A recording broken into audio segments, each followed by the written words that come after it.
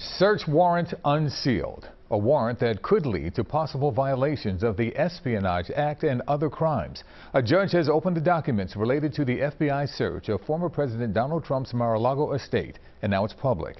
I talked with former Philadelphia election official and Committee of 70 member Al Schmidt about what's happened thus far.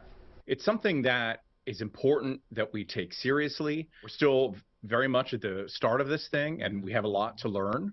So I think it's important that we be responsible about it and wait for more information to come out. This is what we know. The search warrant and an inventory of what the FBI took from former President Trump's Florida home is now public, without any objection from Mr. Trump's legal team. Even though you have a right to fight these things in court, the American people want to know what's going on. And I think it would be detrimental to his cause to have fought it. A federal judge followed through with the Justice Department's request to unseal the documents. The records show that agents were directed to seize the items marked as classified or related to national security.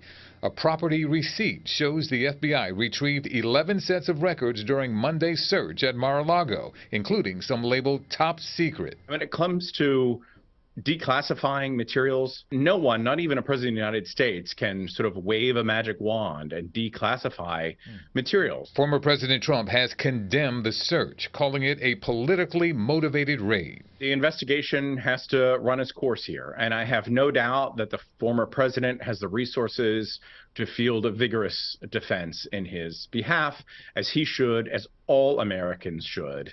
And it's important to remember that at this point, he is an American just like the rest of us. The FBI is also investigating an unprecedented number of threats against Bureau personnel and property in the wake of the gathering of evidence, including against agents listed in court records as being involved with the search. I'm familiar with what happens when you're the sort of subject of national attention and the threats that come with it. It's pretty despicable that those agents would be targeted. The bottom line for Schmidt? If a former president is involved in some sort of wrongdoing, then he should be held accountable just like the rest of us. Al Schmidt used to work on Capitol Hill and had a top secret security clearance. It's a subject he says he's very familiar with and the rules around it. The search warrant, by the way, identifies 3 federal crimes that the Justice Department is looking into. No one has been charged with the crime at this time.